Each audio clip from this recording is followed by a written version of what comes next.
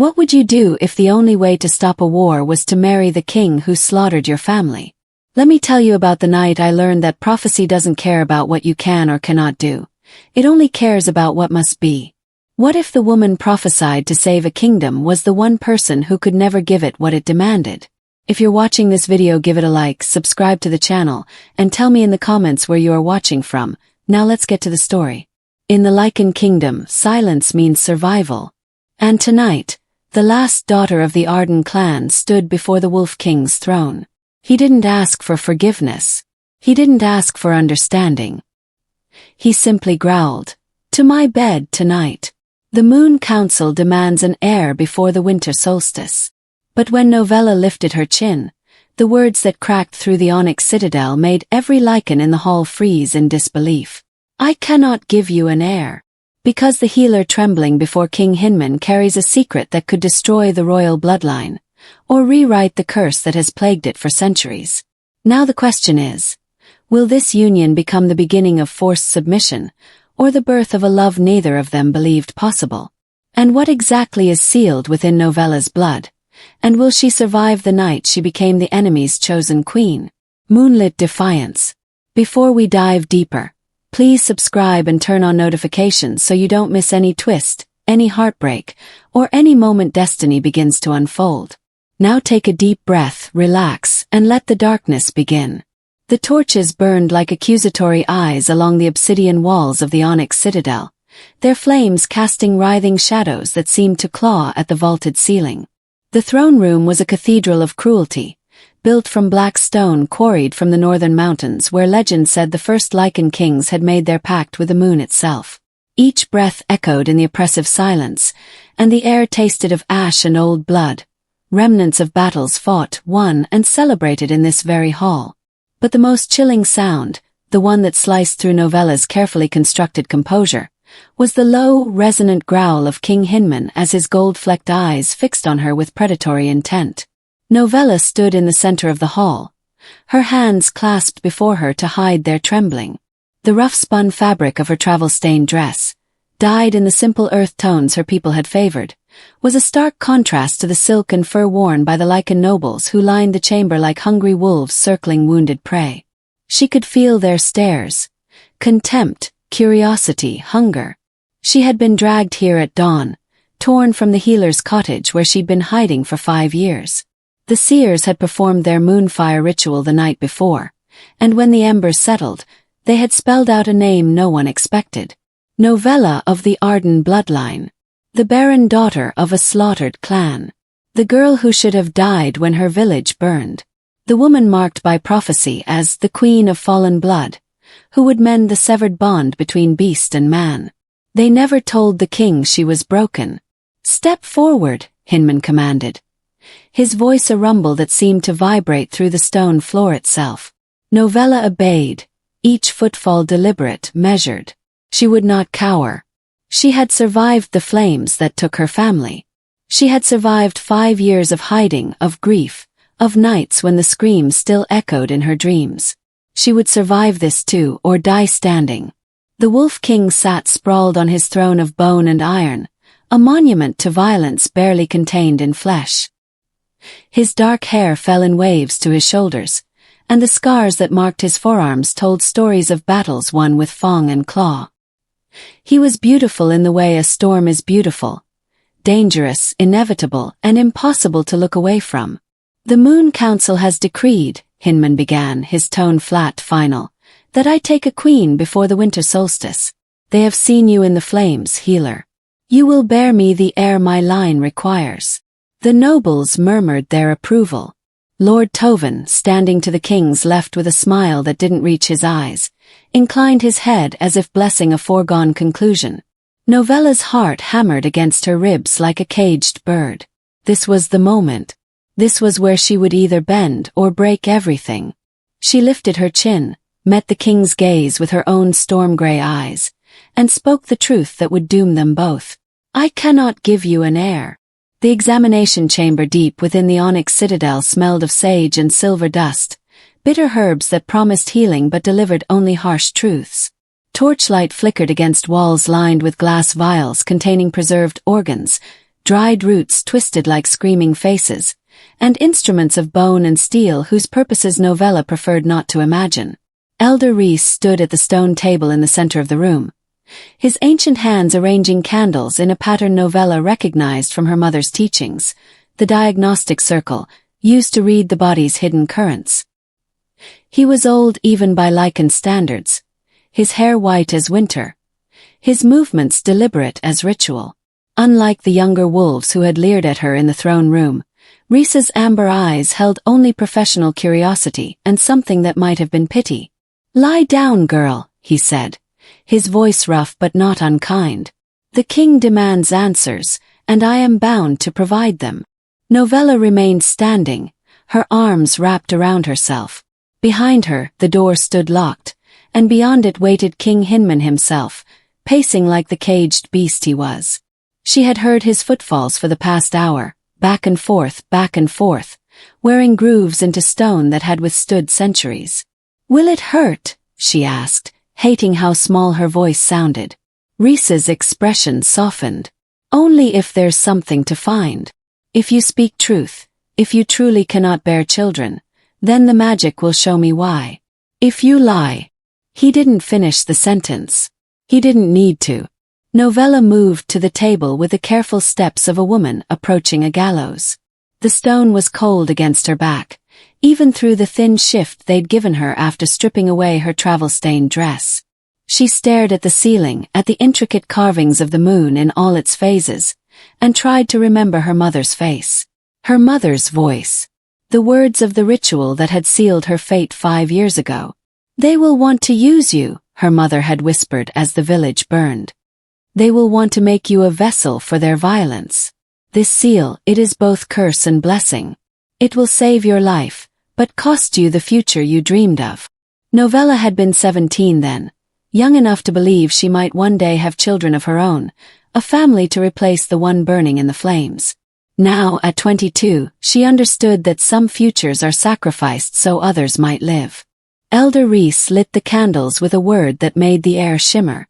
The scent of burning sage intensified, filling Novella's lungs with each shallow breath. He placed one gnarled hand on her lower abdomen, and she flinched. "Be still," he murmured. "I'm looking for the pathways of life. Every woman carries them, whether she can bear children or not. The question is whether yours are open or closed." His hand began to glow with a soft amber light, warm against her skin. Novella felt the magic sink deeper, questing through flesh and bone, searching for the places where life might take root. For a long moment, there was only the crackling of candles and the distant sound of Hinman's restless pacing. Then Rhys jerked his hand back as if burned. "By the first moon," he breathed, his eyes wide with something between awe and horror. "What have they done to you?" Before Novella could answer, the door burst open. King Hinman filled the doorway, his presence sucking the air from the room. He had shed his formal furs and crown, leaving him in simple leather and linen that somehow made him more dangerous, not less. A wolf without decoration was still a wolf. "Well," he demanded, his gaze fixed on Rhys. The old healer straightened, his professional composure reasserting itself like armor. "My king, the girl speaks truth. She cannot bear children. But it is not a defect of her body. It is by design." Hinman's jaw clenched, a muscle jumping beneath the stubble that shadowed his face. "Explain." Rhys gestured to Novella, who remained on the table, too drained to rise.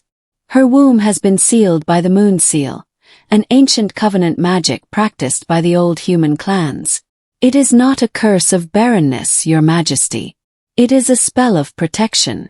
"Protection from what?" Hinman growled, stalking closer. "From you," Novella said, finding her voice at last. She pushed herself upright, meeting the king's furious gaze with her own steady one. "From any Lycan who would use my bloodline to breed heirs. My ancestors created the moon seal generations ago, when your people first began hunting human healers for our magic. They sealed our wombs so we could never be forced to bear children who would inherit both human magic and Lycan strength." "Lie," Hinman snarled, but uncertainty flickered in his eyes. Not a lie, Rhys interjected, his tone careful. I have read of the moon seal in the oldest texts. It was thought lost, a legend from the time before the Unification Wars. But this, he gestured at Novella, this is genuine. The magic is woven into her very blood, bound by an oath so powerful it would take a dozen seers and a sacrifice of equal magnitude to undo. Hinman's hands curled into fists. Then we will gather a dozen seers. We will make the sacrifice.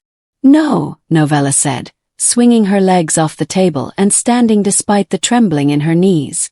You will not. The king closed the distance between them in 2 strides, towering over her, his breath hot against her face. This close, she could see the gold flecks in his amber eyes, like embers buried in dark earth. Could smell the scent of leather and pine and something wild that made her pulse quicken despite her fear.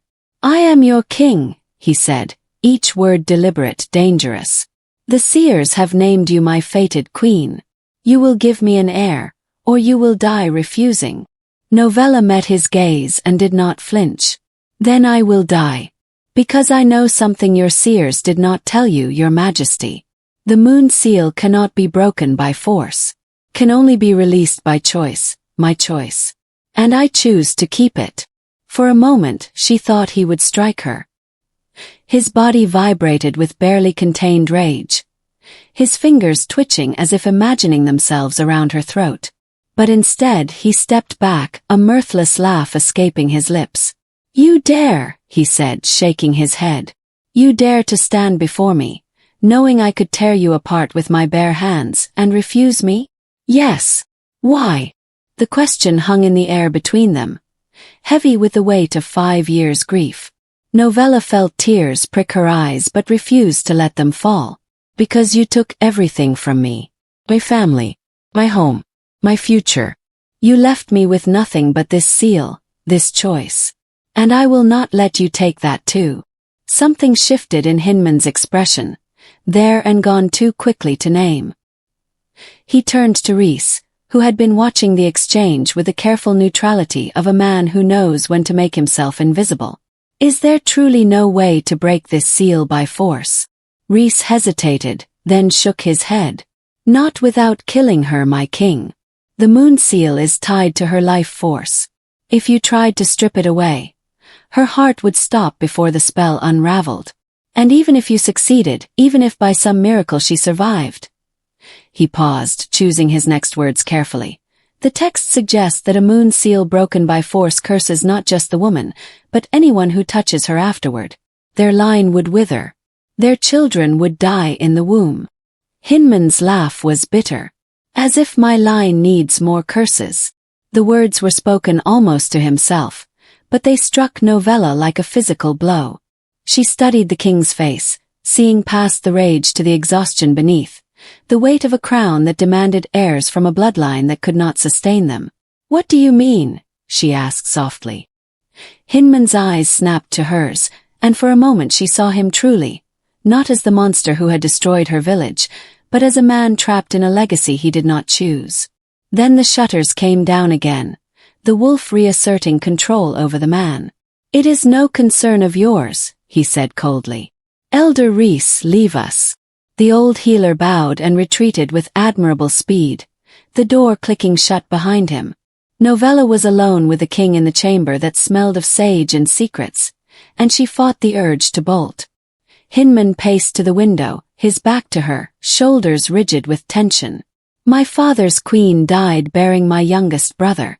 My grandfather's queen died bearing my father.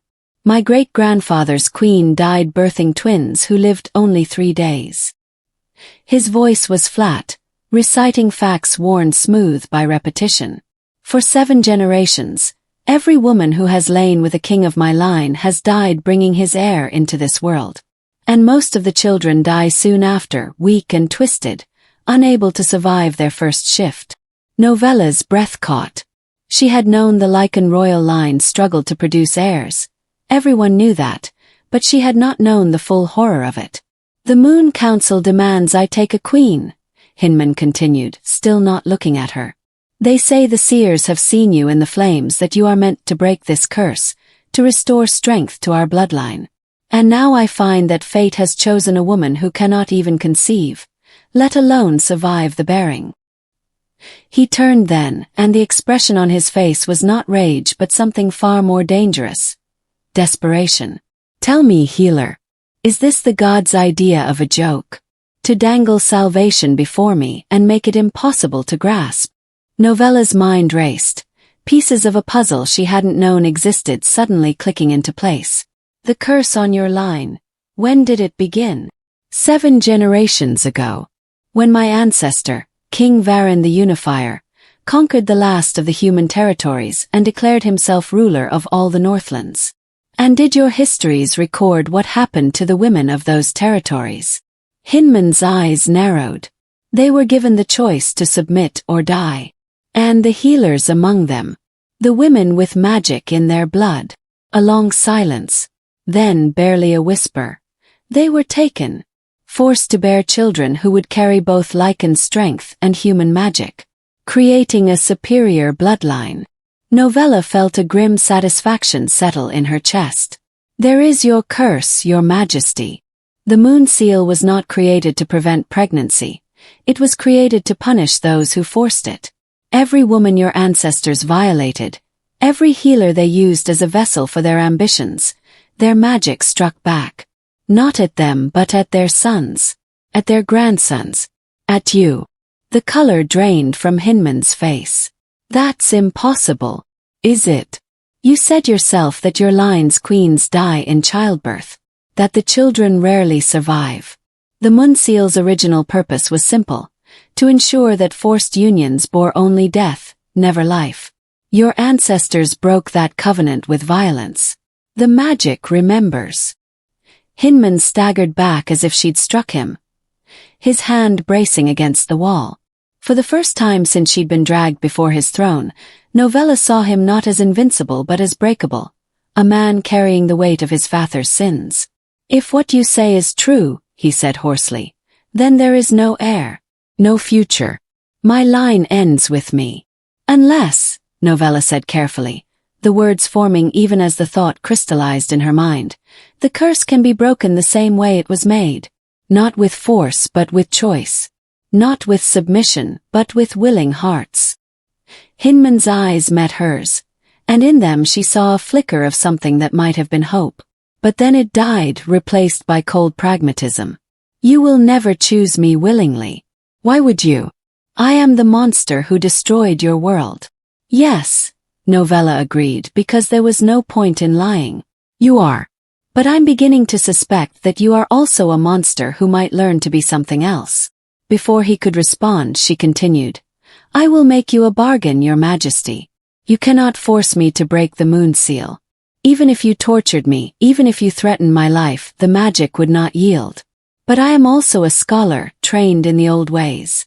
If there is an answer to your curse, a way to break the cycle that is killing your line, I may be able to find it. In exchange for what? My life. And my freedom to choose whether or not to give you an heir, if such a thing becomes possible." Hinman studied her for a long moment, and she could see the calculation behind his eyes. The king weighing options, measuring risks, deciding whether this defiant human was worth keeping alive. Finally he nodded. "Very well. You will not go to my bed. You will not be harmed. But neither will you be free." He strode to the door and threw it open, calling for guards. When 2 armored Lycans appeared, he gestured to Novella. "Take her to the highest tower in the western wing. Post guards at the base of the stairs. She is to have access to the royal archives, writing materials, and whatever texts she requests. But she does not leave that tower without my explicit permission." The guards moved to flank her, their expressions unreadable behind their helms. Novella straightened her spine, lifting her chin with the same defiance she'd shown in the throne room. "If you cannot give me an heir," Hinman said, his voice low and dangerous, "then give me reason. Find the answer to this curse, healer. Because if you fail, if you prove to be nothing more than a barren woman playing at power." He left the threat unfinished, but it hung in the air between them like a blade. Novella met his gaze one last time before the guards led her away. "And if I succeed? If I find a way to break your curse?" A muscle jumped in Hinman's jaw. "Then perhaps fate is not the cruel jester I have always believed it to be." The tower room was circular, its walls lined with ancient stone that had weathered 1,000 northern winters. A narrow bed occupied one corner, a writing desk another, and a fireplace that had been freshly stoked crackled with warmth. But it was the window that drew Novella's attention, a tall, arched opening that looked out over the kingdom spread below like a map of all she had lost. She could see the silverwood forest in the distance, dark smudge on the horizon where her village had once stood. 5 years, and still the trees had not fully reclaimed the scorched earth. Some scars, it seemed, were too deep for even nature to heal.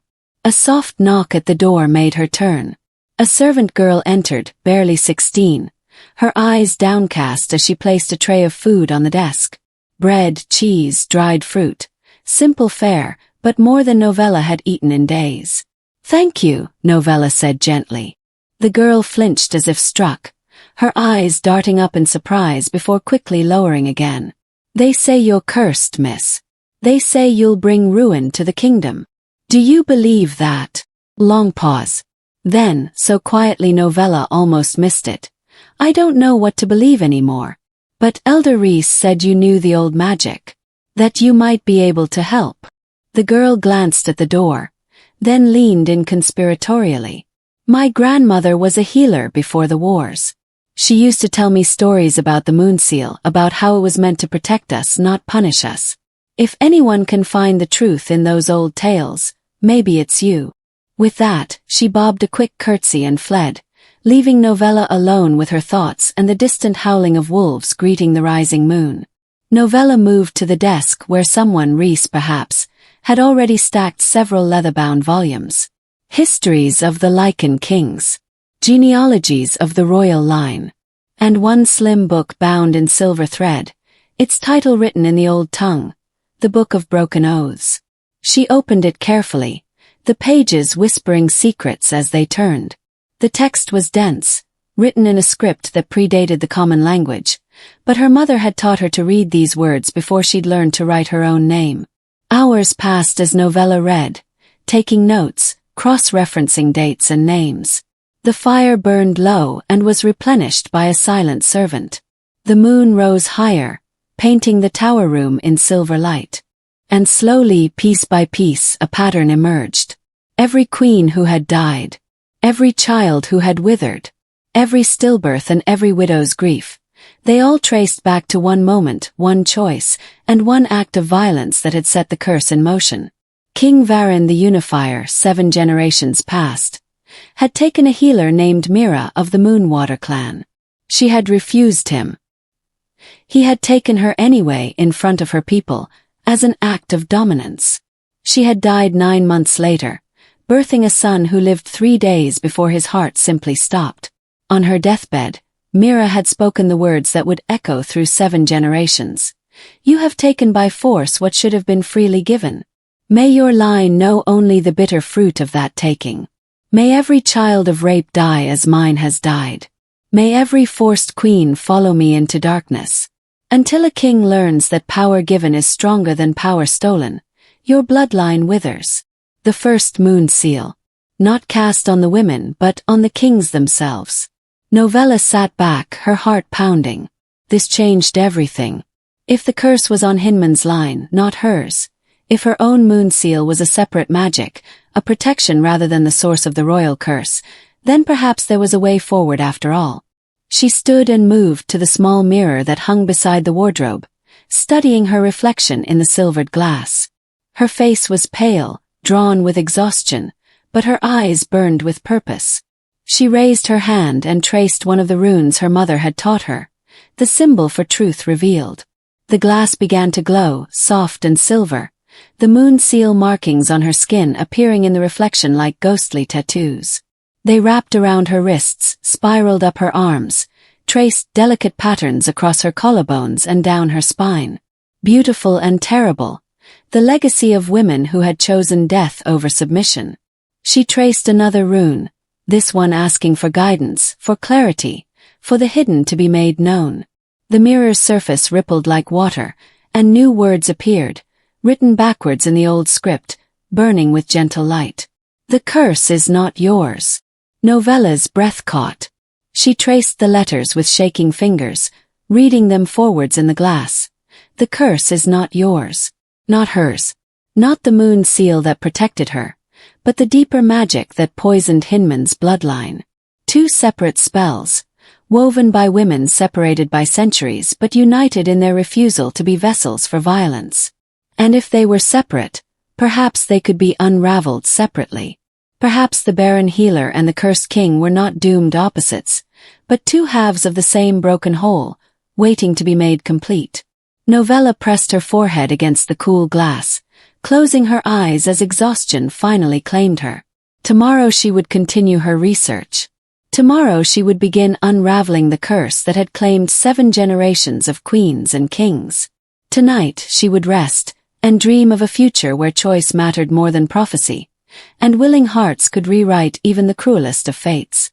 Outside her window, the moon hung full and bright, bearing witness to the first fragile threads of hope being woven in the darkness. The great hall of the Onyx Citadel thrummed with tension masquerading as celebration. 3 days had passed since Novella's examination, and the Moon Council had called an assembly to address what they delicately termed the matter of succession. Torches blazed in their sconces, casting dancing shadows across the faces of Lycan nobility gathered in their finery. Furs trimmed with silver, leather worked with intricate knotwork, weapons worn as jewelry because a wolf was never truly unarmed. King Hinman sat rigid on his throne, the crown of black iron resting heavy on his brow. From her tower window, Novella could see only fragments of the gathering below, but she could hear everything.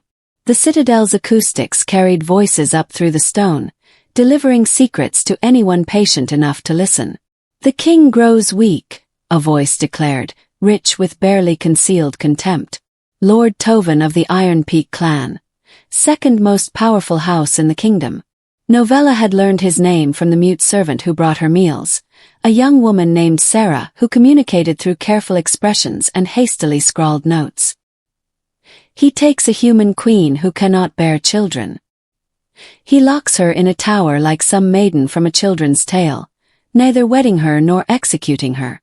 What message does this send to our enemies?" Murmurs of agreement rippled through the hall. "The seers spoke truth," another voice interjected. High Priestess Valina of the Moon Council, her words carrying the weight of divine authority. "The flames showed this woman as his fated mate. To reject the prophecy is to reject the gods themselves. And yet she remains barren," Tovan countered smoothly. "Sealed by human magic that mocks our very bloodline. I say the seers misread the flames. I say the gods test us, demanding we choose strength over sentiment, tradition over this experiment in mercy." The word dripped with derision. Novella's hands clenched around the windowsill. She wanted to shout down at them, to tell them they understood nothing of the curse that plagued their king, nothing of the cycles of violence that had brought them to this precipice. But she held her tongue. Knowledge was power, and she had learned in her years of survival that power revealed too soon was power wasted. "What would you have me do, Tovan?" Hinman's voice cut through the murmuring like a blade. "Execute her and damn myself to the very curse you claim to fear. The Moon Council brought her here. The seers bound our fates. If I am weak for honoring their visions, then perhaps you should petition the gods for a new king." The silence that followed was sharp enough to draw blood. "I would never presume, Your Majesty," Tovan said, though his tone suggested otherwise. "I merely suggest that if the human cannot fulfill her purpose, perhaps it is time to seek alternative arrangements. My cousin, Lady Kessa of Iron Peak, is of pure Lycan blood, strong, fertile, already mother to 3 healthy children. She would be honored to serve the crown, should you choose to set aside this failed prophecy and—" "Enough!" Hinman's voice cracked like thunder. "This assembly is concluded. All of you leave. Now." The scrape of chairs and shuffle of feet drifted up to Novella's tower. She watched the nobles stream out into the courtyard below, their faces tight with frustration and calculation. Lord Tovan walked with High Priestess Valina, their heads bent close in conversation that looked anything but pious. A rebellion was brewing. Novella could feel it in the air, taste it like smoke on the wind. Midnight found Novella hunched over her desk, surrounded by a fortress of books and scrolls. Sarah had proven invaluable, somehow procuring texts from the deepest vaults of the Citadel's archives, volumes that should have been restricted, histories written in languages that predated the Lycan tongue itself. The pattern was undeniable now. Novella had traced the genealogy of Hinman's line back 7 generations, cross-referencing each birth and death with the historical records of conquered territories. Every queen had been human. Every queen had been taken from a defeated clan. Every queen had died bringing forth an heir who rarely survived infancy. And before King Varan the Unifier, before the wars of conquest, Lycan queens had lived long lives and borne healthy children without fail. "You have taken by force what should have been freely given," Mira of Moonwater had cursed. The words were recorded in 3 separate accounts, variations on the same theme. "May your line know only the bitter fruit of that taking. Curse born of rape. A curse targeting not the victims, but the perpetrators and their descendants." Novella was so absorbed in her research that she didn't hear the footsteps on the tower stairs. Didn't notice the door opening until a voice, rough and familiar, spoke from the shadows. "Do you ever sleep, healer?" She spun in her chair, hand flying to her chest. King Hinman stood in the doorway, dressed not in royal finery but in simple dark clothing that made him blend with the night. No crown, no guards, just a man who looked as exhausted as she felt. "What are you doing here?" she demanded, fighting to keep her voice steady. "This is my citadel. I go where I please." He stepped into the room, his gaze sweeping over the scattered books and papers. "Though I'm beginning to suspect I should have posted guards inside your chamber as well as at the base of the stairs. What have you been reading?" "Nothing that concerns you," Novella lied, moving to block his view of her notes. Hinman's lips quirked in something that wasn't quite a smile. "Everything in this kingdom concerns me, especially when it involves my imprisoned future queen reading restricted texts in the dead of night." He moved closer, and Novella was struck again by how different he seemed without the trappings of his crown. Less king, more man. Dangerously more man. "Why are you really here?" she asked. "To interrogate me. To threaten me. To check if I've found some way to escape." "Perhaps I'm simply curious," he said, reaching past her to pick up one of the genealogy charts she'd been studying. His arm brushed hers, and she felt heat radiate from him despite the cool night air. "You've been locked in this tower for 3 days with nothing but dusty books for company. Most women would be weeping or raging by now. But you," he scanned the chart, his expression growing dark, "you're researching my family tree." "I'm researching your curse," Novella corrected, snatching the parchment back. "There's a difference." "Is there?" He settled himself on the edge of her desk with the casual arrogance of someone who owned everything in the room, including her. "Enlighten me, healer. What have you discovered in your forbidden studies?" Novella hesitated. She had planned to gather more evidence, to build an irrefutable case before presenting her findings. But something in Hinman's expression, a vulnerability hidden beneath layers of pride, made her reconsider.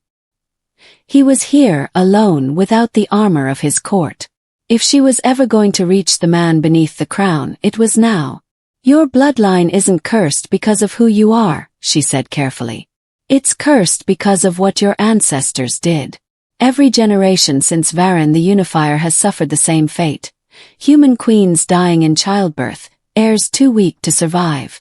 But before the conquest, before your family began taking women by force from defeated clans, Lycan royalty had no such problems."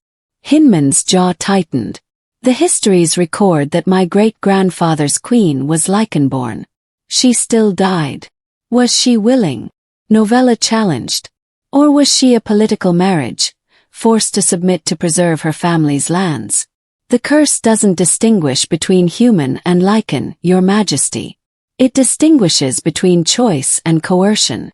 You speak as if curses were scientific phenomena to be studied and categorized, Hinman said, but his voice lacked conviction. Magic is wild, unpredictable. Magic is intention made manifest, Novella countered. And the intention behind this curse is crystal clear. Mira of Moonwater didn't want vengeance on random women. She wanted justice for what was done to her sisters, to countless healers stolen and used as breeding stock. She cursed the line of kings who would take by force, so that force would yield only death. Hinman stood abruptly, pacing to the window. His shoulders were rigid with tension. If what you say is true, then I am damned for sins I did not commit, punished for the crimes of men I never knew. Yes, Novella said simply. Welcome to understanding how conquest feels from the other side. He whirled on her, and for a moment she thought she'd pushed too far. His eyes blazed with anger, with hurt, with a dozen emotions he couldn't name. You dare. I dare because you gave me no choice, Novella shot back, rising to face him. You brought me here to solve a problem you don't even understand. You locked me in this tower and demanded I give you reason. Well, here's your reason. You're fighting a war against ghosts, Your Majesty. Against the accumulated sins of your bloodline. And no amount of pride or power or perfect heirs will win that war. The only thing that will break this curse is the one thing your family has never offered. A choice freely made. My kingdom is falling apart, Hinman said. His voice dropping to something raw and desperate. The nobles circle like wolves scenting weakness. The borders fray. Rival clans challenge my authority daily. I need an heir, not a philosophy lesson about the sins of my fathers. You need to understand why you can't have one, Novella insisted. Don't you see? Every attempt to force an heir strengthens the curse. Every woman coerced, every marriage made for political gain, She faltered, the implications of her own words crashing over her. Every seer's prophecy that binds me to you without asking if I'm willing. The silence stretched between them, heavy with realization. The prophecy, Hinman said slowly. The flames that showed you as my fated mate. If you never chose this, if the seers bound you here against your will, then I've already repeated my ancestors' sin. Novella's throat tightened. Yes. And if I force you to break the moon seal, if I coerce or threaten or manipulate you into bearing my child, the curse continues, she finished. Your heir dies. Possibly I die too. And the cycle spins on for another generation. Hinman sank into the chair she'd vacated, his head in his hands. He looked, for the first time since she'd met him, defeated. Then there is no solution, no way forward. I am the last of my line, and my kingdom will fall with me. Novella moved closer, compelled by something she didn't want to examine too closely. Compassion, empathy, or perhaps just the recognition of one trapped soul acknowledging another. There might be a way, she said quietly. But it would require you to do something your ancestors never managed. What? Let go. She knelt beside his chair so she could meet his eyes. Stop trying to control this. Stop demanding prophecy and fate and destiny bend to your will. If there is to be an heir, it cannot be taken or commanded or negotiated. Must be given, freely, from a willing heart. Hinman stared at her, and in his amber eyes she saw the boy he must have been before the weight of 7 generations settled on his shoulders. You're asking me to trust, hope, to gamble everything on the possibility that you might choose. He stopped, the words catching in his throat. I'm not asking you to do anything, Novella said. I'm telling you what the curse demands. What happens after that is up to you. Before he could respond, thunder cracked across the sky, so loud and sudden that Novella flinched. Rain began to fall in sheets, driven sideways by wind that howled through the tower window like a living thing. Lightning illuminated the room in stark flashes, turning Hinman's face into a study of light and shadow. He rose and moved to close the shutters, But Novella caught his arm. Wait. Look. The storm was unlike any she'd seen in her years of studying weather patterns for her healing work. The clouds roiled in unnatural spirals, and the lightning didn't flash but seemed to hang in the air, crackling between earth and sky. And in the heart of the storm, where the clouds parted around the citadel, moonlight poured down in a shaft of pure silver radiance. It struck Novella's tower directly, flooding the room with light so bright she had to shield her eyes. But instead of fading, it grew stronger, and Novella felt the moon seal markings on her skin begin to burn, not with pain but with recognition. "What's happening?" Hinman demanded, but his voice sounded distant, muffled. Novella couldn't answer. The moonlight had become a presence, a voice without words, a knowing that settled into her bones. She felt herself lifted, not physically but spiritually, as if some part of her was being drawn up into that silver pillar of light. And then she heard it. A whisper that came from everywhere and nowhere, carried on the wind and the rain and the thunder itself. "Only a willing heart may bear the wolf's true air." The words repeated, a chorus of voices. Mira of Moonwater and all the women who had come after her, all the healers who had sealed their wombs rather than submit. Their magic, their intention, their defiant refusal to be vessels for violence, all crystallized in a single phrase. "Only a willing heart may bear the wolf's true air." Hinman heard it too. Novella saw him stagger back, his face pale with shock. The moonlight painted him silver, made him look less like a king and more like a penitent kneeling before forces beyond his comprehension. "A willing heart," he repeated, the words barely audible over the storm. Not a prophecy. Not a command. A choice. "Yes," Novella breathed, and the moonlight began to fade, the storm easing as quickly as it had come. Within minutes, the clouds parted fully, revealing a moon so bright and full it seemed close enough to touch.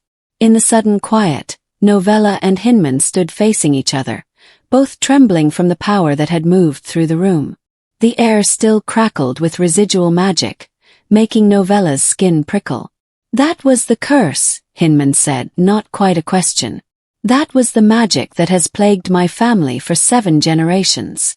"No," Novella corrected gently. "That was the key. The curse is what happens when you try to take by force.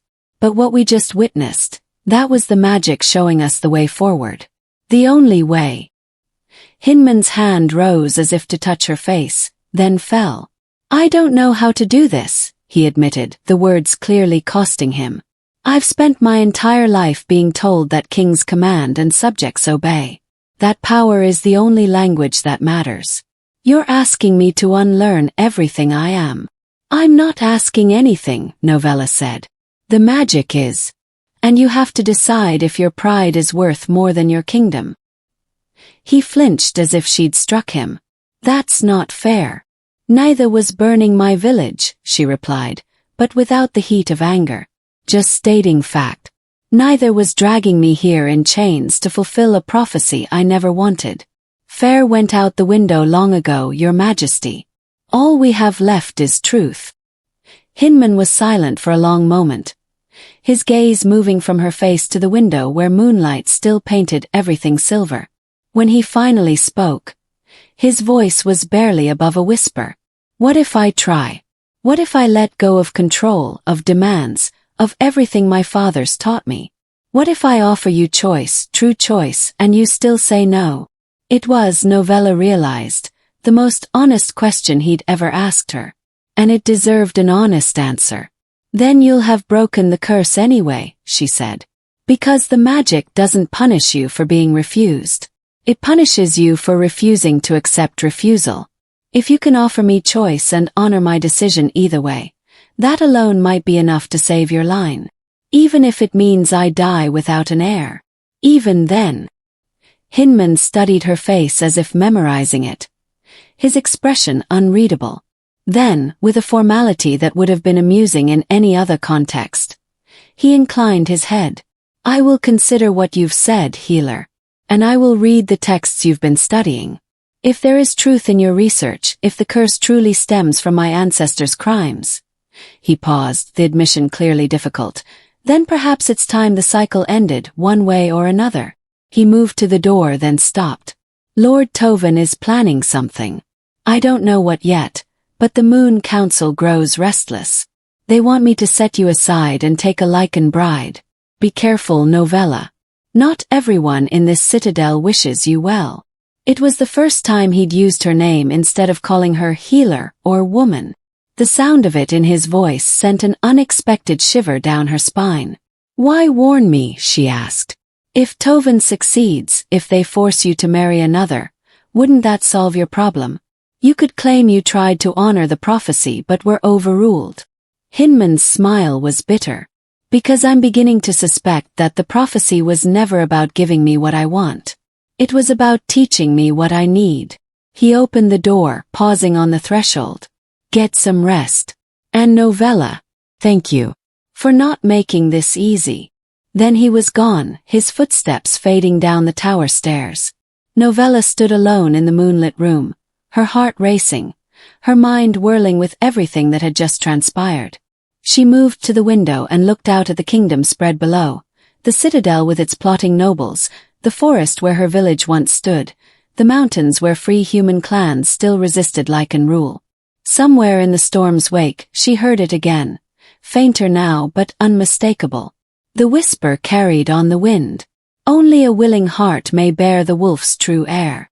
She pressed her hand to her abdomen, feeling the Munseal's magic pulse beneath her skin like a second heartbeat.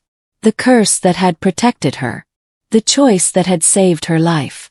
And for the first time since being dragged to this citadel in chains, Novella wondered, what if her choice wasn't just about survival anymore? What if it was about something far more dangerous? What if it was about the possibility, however slim, however terrifying, of actually choosing him? The poison came with breakfast. Novella had developed routines in her week of captivity. She woke with the dawn, spent mornings reviewing the texts Sarah smuggled to her, took her meals at the small desk by the window, and devoted afternoons to documenting everything she'd learned about the curse. The evenings she saved for watching the citadel below, learning its rhythms, identifying its power structures through the movements of guards and nobles. But this morning something was wrong. Sarah arrived with the breakfast tray as always, but her hands trembled as she set it down.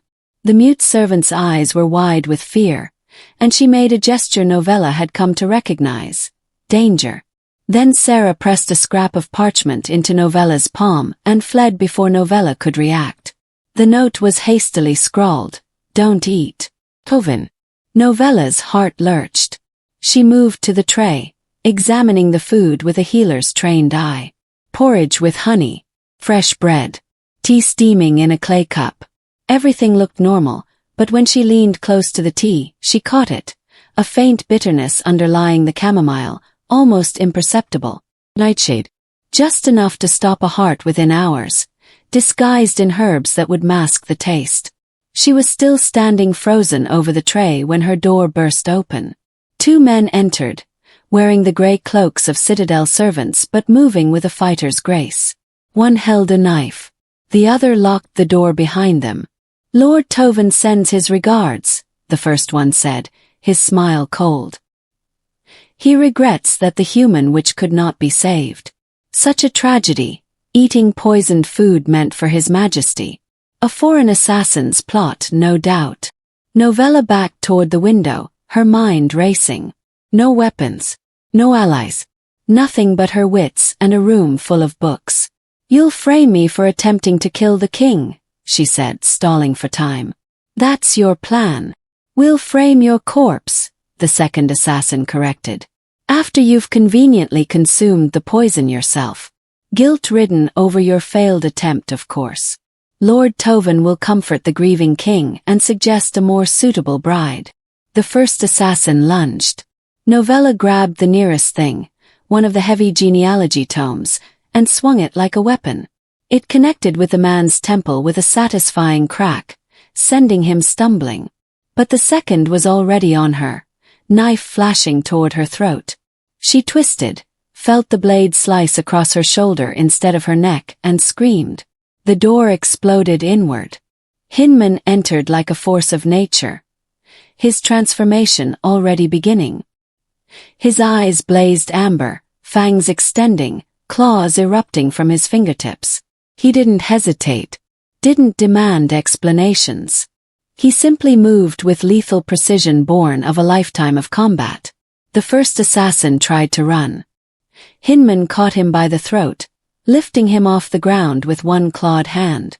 "Who sent you?" he snarled, his voice distorted by the partial shift. "Go to hell, Beast King," the assassin spat. Hinman's claws tightened. There was a sickening crunch, and the body went limp. He dropped it without ceremony and turned to the second assassin, who had grabbed Novella and pressed his knife to her throat. "One step and she dies," the man threatened, but his voice shook. Hinman went utterly still. His predator's focus locked on the knife at Novella's neck. When he spoke, his voice was eerily calm. "You're already dead. The only question is whether you die quickly or screaming. Let her go, and I'll make it quick. Lord Tovin will find your body in pieces if you hurt her," Hinman interrupted. "I am trying, assassin, to be merciful. But my patience has limits, and you're testing the last of them." Novella felt the knife waver against her throat. The assassin was weighing his options, realizing he had none. In that moment of hesitation, she acted on instinct born of years treating injured fighters. She went limp, dead weight in her captor's grip. The unexpected shift in balance made the assassin stumble. It was all the opening Hinman needed. He crossed the room faster than human eyes could follow, tearing the assassin away from Novella with such force that both men crashed into the wall.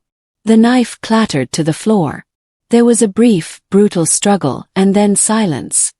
Hinman stood over the second body, breathing hard, blood on his claws. He was still half-shifted, caught between human and wolf, and Novella saw him struggle to pull himself back. Slowly, his fangs receded. His claws retracted. But his eyes remained amber, burning with barely controlled fury. "Are you hurt?" he asked, not looking at her. Novella touched her shoulder where the knife had cut her. Her fingers came away red. "It's shallow. I'll live. Let me see." Before she could protest, he was there. His hand surprisingly gentle as he examined the wound. His fingers were still warm from the partial transformation, and Novella found herself acutely aware of how close he stood, how carefully he touched her despite the violence he'd just committed. "You came," she said softly. "How did you know?" "Sarah."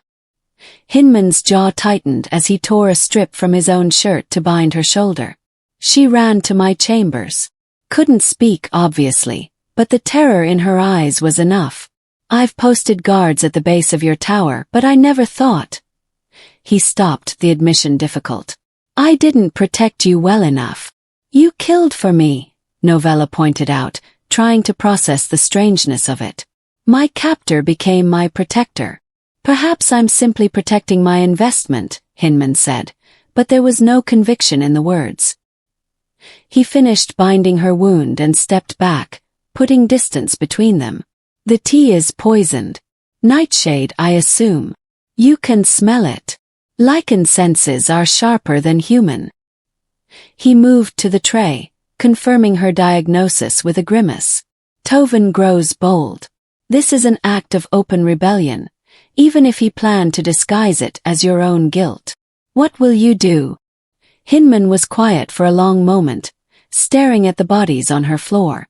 Execute him publicly would be the traditional response. But that might trigger the civil war I've been trying to avoid. The Iron Peak clan is powerful, and Tovin has allies in the Moon Council. He turned to face her. "Tell me honestly, did you consider drinking it? Ending this on your own terms rather than waiting for my kingdom to tear itself apart?" The question caught Novella off guard. "No," she said truthfully. "I considered it for exactly 1 second, and then I decided I wasn't ready to die for your political problems." A ghost of a smile touched his lips. "Good. Because I need you alive. For the prophecy. For the truth," he corrected. "These past 3 days I've been reading the texts you've studied. The genealogies. The accounts of the curse. And I've started to see the pattern you described. He moved to her desk, where her latest research lay scattered. My ancestor Varan the Unifier. We celebrate him as a hero. The king who brought the clans together, who created the kingdom from chaos. But the records you've found tell a different story. He was a conqueror, Novella said. A warlord who took what he wanted and called it destiny. Yes, the admission seemed to pain him. And every king since has followed that pattern, convinced that strength meant dominance, that power meant control. We took land, resources, women, all in the name of building something greater than ourselves. He looked at her, and she saw the weight of 7 generations in his eyes. But what did we build, really? A kingdom held together by force, rotting from within, cursed by the very magic we tried to subjugate. Novella moved to stand beside him, looking down at her notes. You're starting to understand. I'm starting to question everything I was taught to believe, he said, which is both enlightening and terrifying. He touched one of the genealogy charts, tracing the line of dead queens. Last night after I left your tower I couldn't sleep. I kept thinking about what you said. That fair went out the window long ago. That all we have left is truth. And I went to the crypt. He pulled a folded parchment from inside his shirt. The royal vault beneath the citadel, where my ancestors are buried. I thought perhaps the oldest records might be stored there, something that predated the official histories. His hands shook slightly as he unfolded the document. I found this sealed in my great-great-grandfather's tomb. It's ancient, written in old Lycan, which I can barely read. But there's a translation scrawled on the back, probably done by some scholar centuries ago. Novella took the parchment carefully. The paper was yellowed with age. The ink faded but still legible. She read aloud. Let it be known in the first year of my reign that I, Varan, king of all Lycan clans, do hereby decree. The crown shall pass through blood and bond, yes, but only where hearts are willing. For a kingdom built on coercion shall crumble from within, and heirs born of force shall know only sorrow. Therefore, let this oath be sealed in stone and magic. Our heirs shall be born only of willing hearts, or not at all. The words seemed to hang in the air, resonant with power even centuries later. He knew, Novella breathed. Your first king knew that taking by force would doom his line. He tried to prevent it. And his sons ignored him, Hinman said bitterly. Within a generation, they'd forgotten or dismissed the oath as the ravings of an old man gone soft. They went back to the old ways, conquest and dominance. And when Mira of Moonwater cursed them, they never connected it to this. He tapped the parchment. They never realized the curse wasn't new magic imposed from outside. It was the oath itself, enforcing the terms Varan had set. Novella's mind raced through the implications. The first king's oath. That's what the moon seal is connected to. Not Myra's curse, or rather, her curse is built on the foundation of broken vows. Your ancestor created a magical contract, and every king since has violated it. Which means the solution isn't breaking a curse, Hinman said slowly. It's fulfilling an oath. They stood together in the morning light, the pieces finally falling into place. Around them lay the evidence of assassination and rebellion, but for this moment, they'd found something more valuable than safety: understanding. All this time, Novella said softly, you've been fighting the wrong battle. Trying to overcome the curse through strength or prophecy or sheer will. But the magic doesn't respond to force. It responds to choice, Hinman finished. Willing hearts. He looked at her, really looked at her, and she saw the moment something shifted in him. The armor of kingship cracked, revealing the man underneath. I've never asked a woman if she wanted to be queen. I've accepted arranged marriages, political alliances, and now a prophecy that dragged you here in chains. But I've never actually asked. No, Novella agreed. You haven't. Because I didn't know how, he continued, the words coming faster now, as if a dam had broken. Because I was taught that asking implies you might accept refusal, and kings don't accept refusal. We command. We conquer. We take. He turned away from her, his shoulders tense. My father used to say that hesitation was weakness. That doubt was death. He ruled through fear and died alone, unmourned by anyone except duty. Novella felt something unexpected stir in her chest. Not quite sympathy, she wasn't ready for that. But perhaps recognition. My mother used to say that healers have to be strong enough to be gentle. That true power isn't forcing change, but facilitating it. She moved closer to him, drawn by an impulse she didn't fully understand. You killed 2 men to protect me today. But you also bound my wound with cloth torn from your own shirt. Which one was the real you? Hinman turned back to her, and she saw conflict warring in his expression. I don't know anymore. Maybe both. Maybe neither. He raised his hand as if to touch her face, then caught himself and let it fall. Novella. Her name again. Not healer. Not woman. Just her name, and the way he said it made her breath catch. Yes.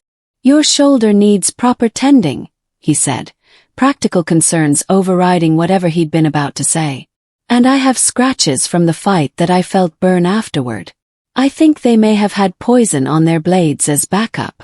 Let me see, Novella said, slipping into healer mode gratefully.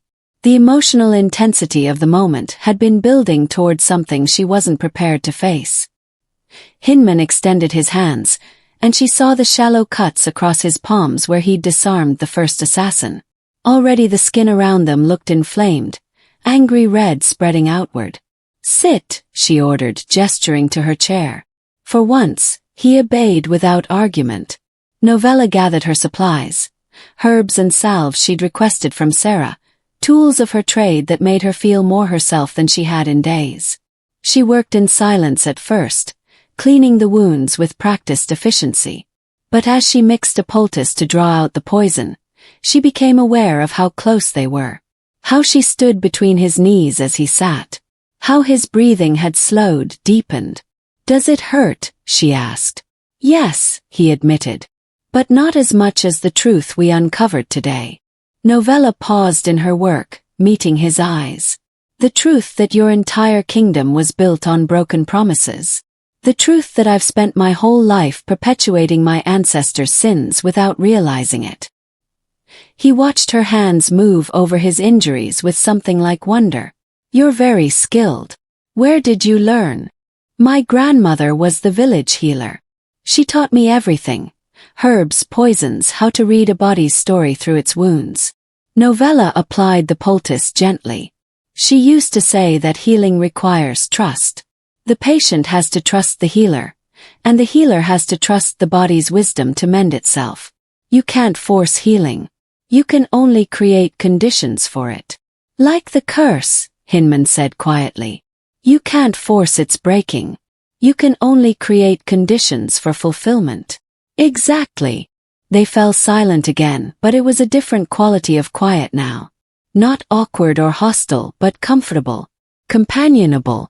Novella finished binding his hands and stepped back to assess her work. The poison wasn't enough to kill you, she said. Your Lycan constitution is too strong. But it would have caused fever and hallucinations if left untreated. You should rest. I should execute Tovin, Hinman countered. Deal with the bodies in your tower. Assign you better guards. He stood, towering over her in the small space. But what I want? He stopped himself again. What? Novella pressed, curiosity overcoming caution. What I want is to stay here, he admitted. In this tower with you and your books and your truth-telling. Away from the court that plots against me. Away from the expectations and the crown and the weight of 7 generations demanding I be something I'm not sure I can be anymore. The vulnerability in his voice undid something in Novella's careful defenses. This was the man beneath the monster, the person buried under the king. And despite everything, the burned village, the chains, the captivity, she found herself wanting to know him. Then stay, she said softly. For a while at least. Help me finish documenting what we've found. If we can prove the first king's oath was real, if we can show that the curse stems from violations of that oath, it might change everything, Hinman finished. Give me leverage against the Moon Council. Prove that the solution isn't replacing you with a Lycan bride, but actually honoring the terms my ancestor set. Exactly. So they worked together through the morning and into the afternoon, poring over ancient texts and cross-referencing histories. Novella found herself stealing glances at him when she thought he wasn't looking, noting how his brow furrowed in concentration, how he muttered to himself when translating old Lycan, how surprisingly gentle his hands were when turning brittle pages. And once, she caught him looking at her with an expression she couldn't quite read. Not hunger exactly, though there was an element of that. More like hope. As if she represented possibility itself. What? She asked, self-conscious. You called me Hinman earlier, he said. Not Your Majesty or Beast King or any of the other titles. Just my name. Did I? Novella thought back, realizing he was right. I suppose I did. Say it again, he requested, then immediately looked embarrassed. Sorry. That was Hinman, Novella said, testing the feel of it on her tongue. It was strange, humanizing him this way. Harder to maintain her anger when he was just a man named Hinman, struggling with an impossible situation. His eyes closed briefly, as if savoring the sound.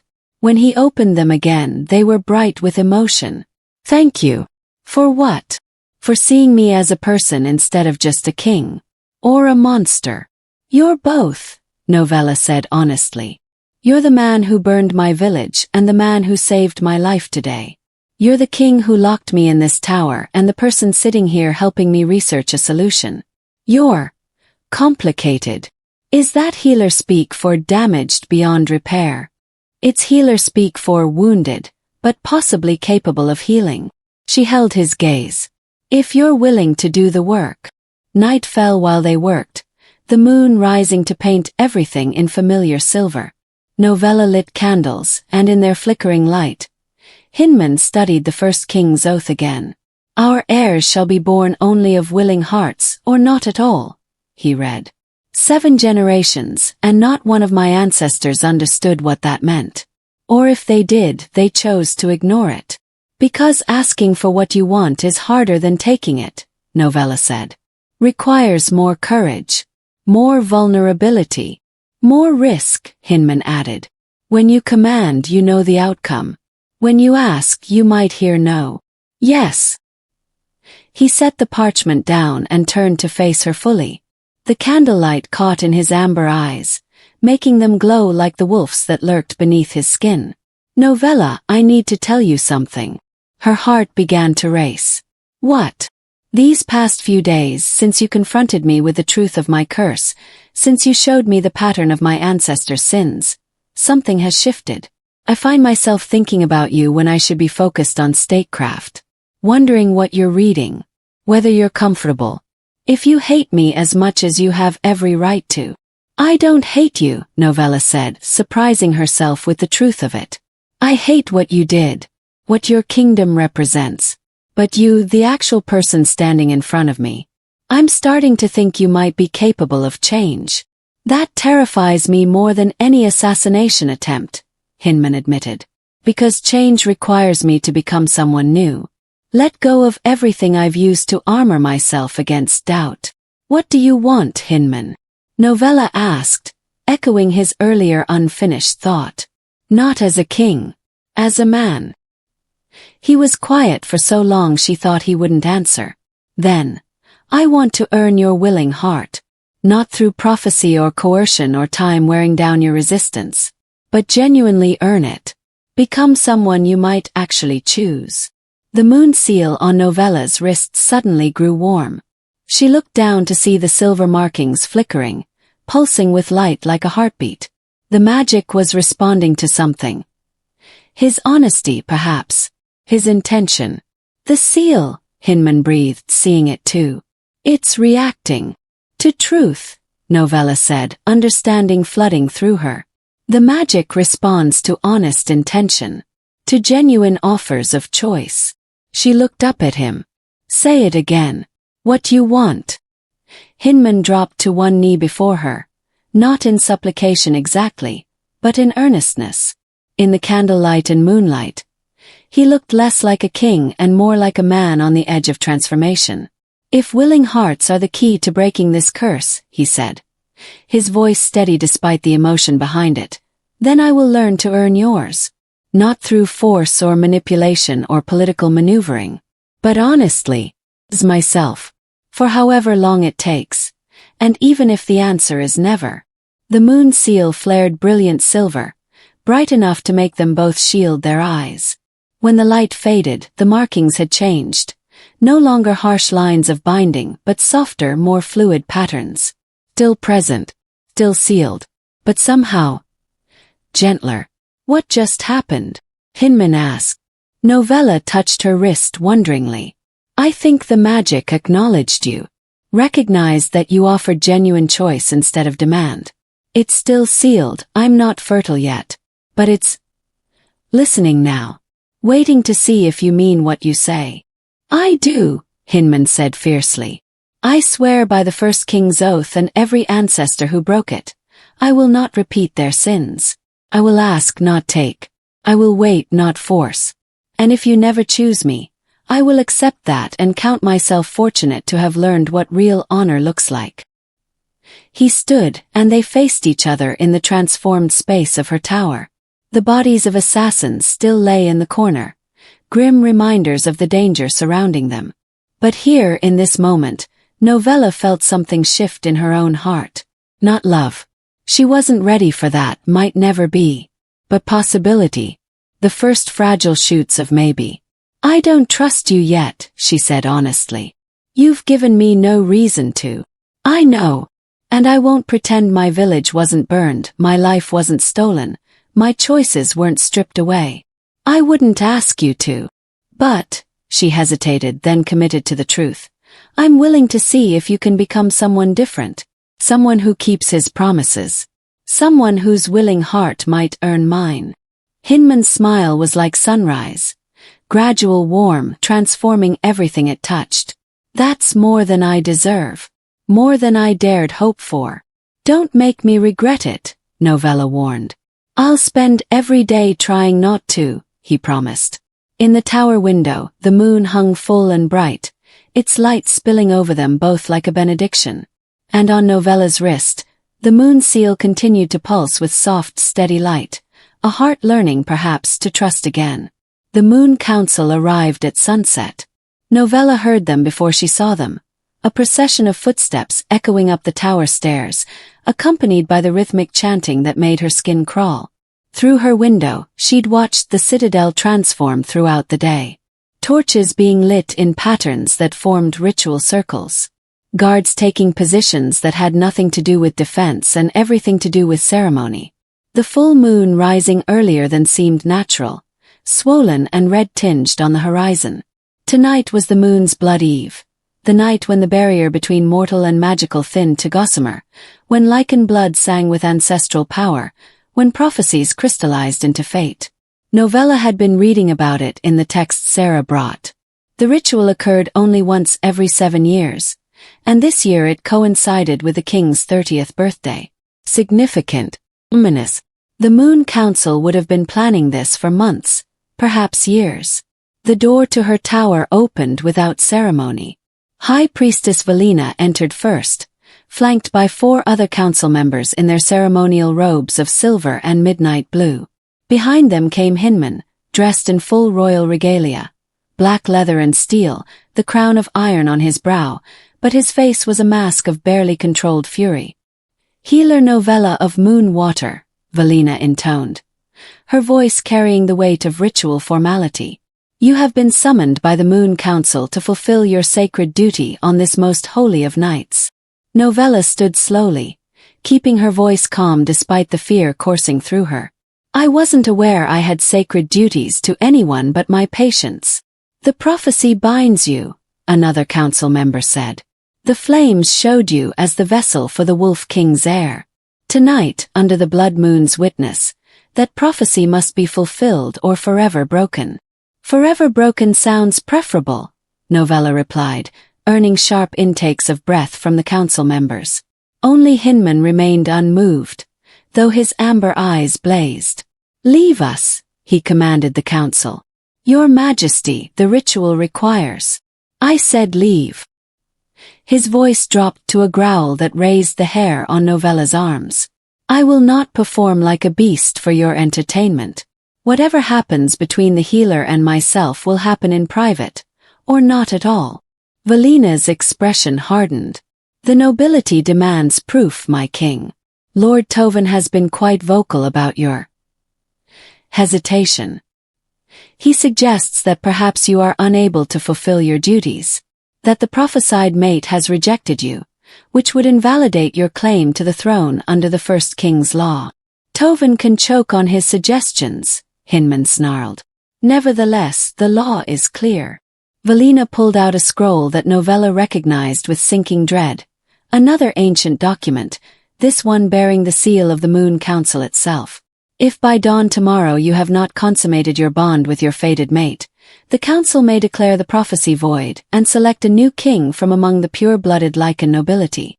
"You're giving me an ultimatum," Hinman said flatly. "Take her by force or lose my crown." "We're reminding you of your duty," Valina corrected. "What you do with that reminder is your choice." The council members filed out, leaving Hinman and Novella alone in the tower. The silence that fell was heavy with unspoken implications. "Did you know about this?" Novella asked quietly. "I suspected." Hinman removed his crown and set it on her desk with a metallic clang. "Tovan's been too quiet since the assassination attempt. I should have realized he was planning something larger." He turned to face her, and she saw the conflict raging behind his eyes. "They're forcing my hand. Either I prove I can control you, or they replace me with someone who will." "Control me," Novella repeated. "Is that how you see it?" "That's how they see it." Hinman moved to the window, putting distance between them. "The Moon Council, the nobility, everyone who's been watching and waiting for me to either claim you or kill you. They don't understand what we've been building here. The research, the truth about the curse. None of that matters to them. Only bloodlines and prophecies and political power." Novella's heart was racing, but she forced herself to think clearly. "So what will you do?" "I don't know," he admitted, the honesty raw. "Part of me, the part that's been trained since birth to be a king, says I should do whatever it takes to keep my throne. That the kingdom's stability matters more than one woman's choice. That I should come to you now, take what the prophecy promised, and deal with the consequences later. And the other part." He turned to look at her, and in his eyes she saw the war between man and beast, between who he was raised to be and who he was learning to become. "The other part remembers my vow. That I would earn your willing heart, not take it. That I would break the cycle of my ancestors' sins, even if it costs me everything." Before Novella could respond, the moon cleared the eastern mountains. It hit her like a physical blow, a surge of power that ignited every nerve ending in her body. The moon seal markings on her wrist flared to brilliant life, but they didn't stop there. The silver glyphs spread, racing up her arm, across her shoulders, down her spine. Ancient symbols of binding and protection and power, written in light across her skin. She gasped, falling to her knees as the magic coursed through her. It wasn't painful exactly, but overwhelming, like being filled with molten moonlight, like every cell in her body suddenly remembered it was made of stardust and shadow. "Novella!" Hinman was beside her in an instant, supporting her weight. "What's happening?" "The blood moon," she managed through gritted teeth. "The moon seal is reacting. I can feel." She broke off with a cry as another wave of power washed through her. The glyphs had reached her face now, tracing delicate patterns across her cheekbones, her forehead, her throat. And then she felt it, the answering call from every Lycan in the citadel. The moon seal wasn't just magic. It was a beacon, a signal that sang through blood and bone to every creature with wolf ancestry. She could sense them responding, their own power rising in answer. In the courtyard below, she heard howls beginning. In the corridors, the sound of transformation, bones cracking for sprouting, humanity giving way to primal nature. "They feel you," Hinman breathed, his own eyes blazing amber. "Every wolf in the kingdom can sense your magic calling to them." "Make it stop," Novella pleaded, but even as she said it, she knew he couldn't. This was the Moonseal's true purpose, revealed at last. Not just to prevent conception but to test it. To ensure that when the seal finally broke, it would be because the conditions were perfect. Magically, spiritually, emotionally. The glyphs pulsed across her skin in rhythm with her heartbeat, and Novella became aware of Hinman's proximity with startling intensity. She could smell him, pine and smoke and something wild and clean. Could feel the heat radiating from his body as he struggled to maintain control. Could see his pupils dilating, his breathing growing ragged. "You need to leave," she said urgently. "Right now. Before I lose control," he finished, his voice rough. "Too late. Every instinct I have is screaming at me to claim you. To answer the call of your magic with mine. To..." He stopped himself, jaw clenched so tight she could see muscles jumping. "But I won't. I gave you my word." "Hinman, you don't understand." Novella could barely think through the surge of power. "The magic is designed to provoke exactly this response. To push us together when we're most vulnerable. It's testing you. Testing whether you'll keep your promise even when every fiber of your being demands otherwise." He laughed, a harsh sound without humor. "Then I'm being tested by fire. Because right now, with you glowing like moonlight made flesh and every primal part of me demanding I take what the prophecy promised." He stood abruptly, putting the length of the room between them. "I need you to stop talking. Stop looking at me like that. Stop being so what? So magnificent," he said helplessly. "So powerful. So utterly, impossibly desirable that it's taking every shred of discipline I possess not to cross this room and damn the consequences." Novella's breath caught. This wasn't the calculated seduction of a king trying to secure an heir. This was raw honesty from a man at the end of his rope, stripped of pretense by magic and moonlight. "If you touch me without love," she said, remembering the whisper from the storm, "you doom every heir you crave." "I know," Hinman growled. "Don't you think I know? That's what makes this so impossible. I can't claim you without earning you first. But how am I supposed to earn you when every moment we spend together makes me want you more?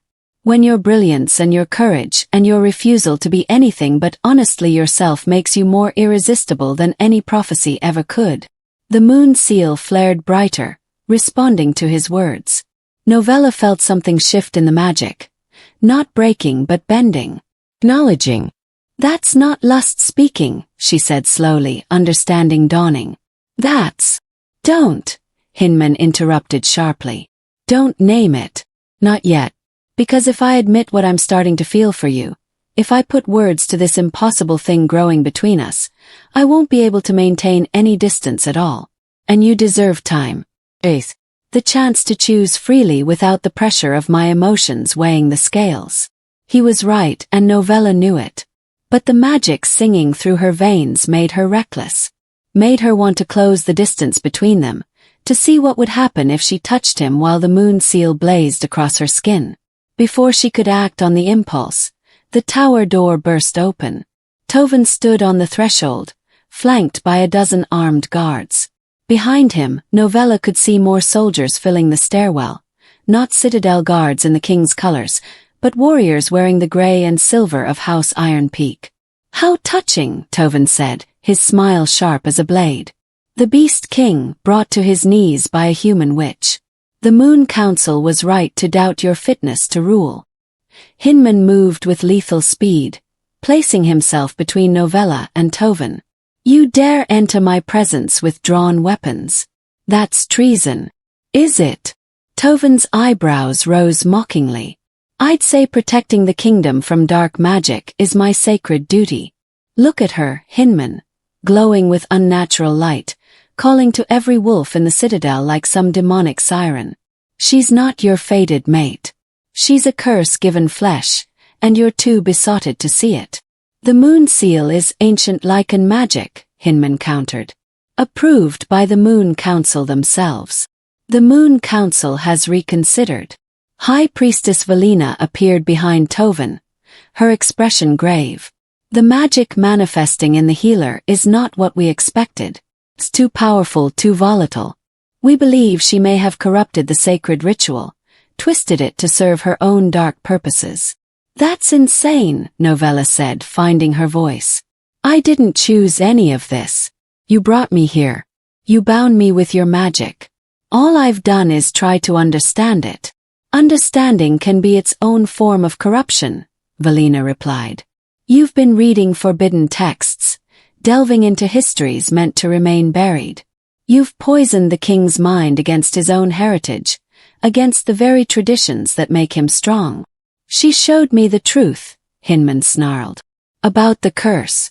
About my ancestors' broken oaths. That's not corruption, that's clarity. It's sedition, Tovan corrected. And under Lycan law, the penalty for a commoner corrupting the king's judgment is death. He gestured to his guards. Take the witch. She'll be executed in the courtyard as soon as the blood moon reaches its apex. Over my dead body, Hinman said, his transformation beginning. Fur rippled across his shoulders. Claws extended. His voice dropped to an inhuman growl. Touch her, and I'll paint these walls with your blood. So be it, Tovan said calmly. Then to Valina. You witness that the king chooses the witch over his kingdom. The oath is broken. His claim is void. Valina's face showed what might have been genuine sorrow. I witness it. May the gods forgive us all. What happened next was chaos. Tovan's guards rushed forward. Hinman met them with the full fury of his transformation, becoming a creature of nightmare. Half man, half wolf, all lethal grace and savage power. Blood sprayed across pristine stone. Screams echoed in the confined space. But there were too many. For every guard Hinman felled, 2 more appeared on the stairs. They'd planned this carefully, Novella realized with sick certainty. Timed it for the blood moon when Hinman would be most volatile, most easily provoked into violence that could be painted as madness. A blade found its way past Hinman's defenses, opening a gash across his ribs. He roared, the sound shaking the tower's foundations, but even his supernatural strength had limits. Hands grabbed Novella from behind. She fought, but the Moonseal's magic had left her physically drained. They dragged her toward the door, and she saw Hinman's eyes find hers across the carnage. Don't, she tried to say, knowing what he was about to do, knowing it was exactly what Tovan wanted. Don't sacrifice yourself for. But Hinman had already made his choice. He abandoned defense entirely, becoming a whirlwind of claws and fangs as he carved a path toward her. Guards fell before him, but more kept coming. A spear drove through his shoulder. A sword opened his thigh. Still he fought, driven by something beyond strategy or survival. Driven by love. Novella realized with heart-stopping clarity. This wasn't duty or prophecy or political calculation. This was a man willing to die for the woman he'd sworn to protect.